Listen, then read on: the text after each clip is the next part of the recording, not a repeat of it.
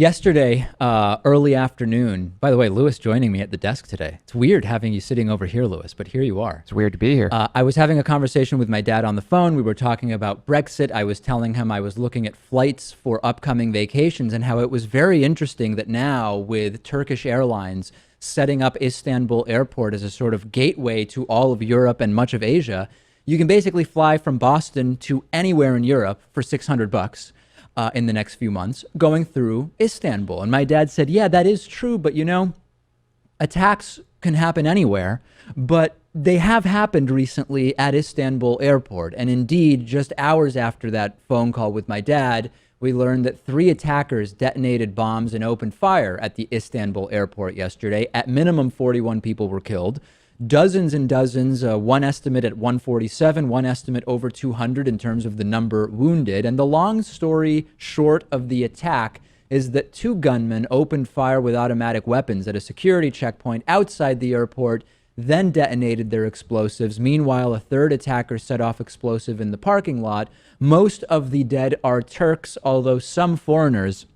As I mentioned, this airport increasingly a sort of gateway to much of the world. Some foreigners also killed. Flights out of Istanbul airport immediately canceled last night. Ones on their way were diverted. This is the 3rd busiest airport in Europe and the 11th busiest in the world. Who did it? Initially, both the Islamic State and Kurdish militants were being considered as possible perpetrators. A few hours later, the Turkish Prime Minister Binali Yildirim said that indications point to the Islamic State. But why? What about the timing and the circumstances and the specifics point to ISIS, ISIL, Daesh, call them what you will? One hypothesis suggests that the recent reconciliation between Turkey and Israel might have angered ISIL militants. Israel and Turkey announced a pretty significant deal to restore diplomatic relations. This is a really positive step after 6 years of estrangement. And Mustafa Akyol, a prominent Turkish columnist, wrote yesterday on Twitter, quote, "The fact that the attack came right after the Turkish-Israeli deal might not be an accident if ISIS is that fast in response." The terrorists arrived at the airport in a taxi, according to Turkish Prime Minister Yildirim, who said more details would be shared later. As of this morning, Lewis, still nobody has claimed responsibility of the attack. To be clear, there have been other attacks in Turkey over the last year or two where no one ultimately claimed responsibility, but they are believed to have been perpetrated by ISIL.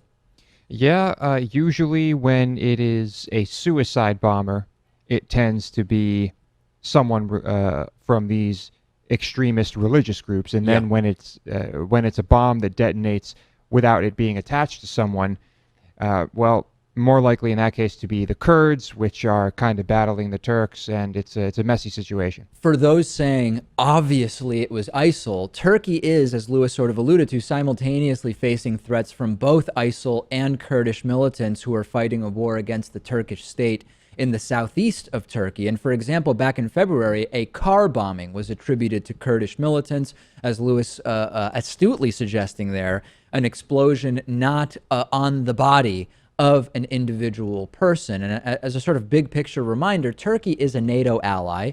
It really was once a safe haven of stability in the Middle East, increasingly a hub of chaos and violence more recently. Istanbul airport, a real hub in the area. And interesting, Lewis, that there was two of these individuals detonating their explosives at a checkpoint outside the airport, similar to how security is done at Tel Aviv, at least in that element, and certainly something we talk about, how you can go right up to the security line at most American airports without having passed through any screening. Yeah, it's a problem. It was pre-security. They knew they wouldn't get through security with their devices, and they didn't plan to. It's a crazy airport. I've been there multiple times. Yeah. There are crowds everywhere. And how far out do you go? You know, how far out does the security go? How can you really prevent things like this from happening at an airport of that size? Right. Definitive, and when we talk about it's the same thing as why pass a law when it wouldn't prevent anybody. There are some people that will not be affected or prevented from doing X by that law. When we talk about security measures, yes, it is very difficult to get everybody, but if you have these sort of concentric circles of security, you can at least, in most cases, deter some people and also reduce the damage that is done. Here, significant damage done regardless.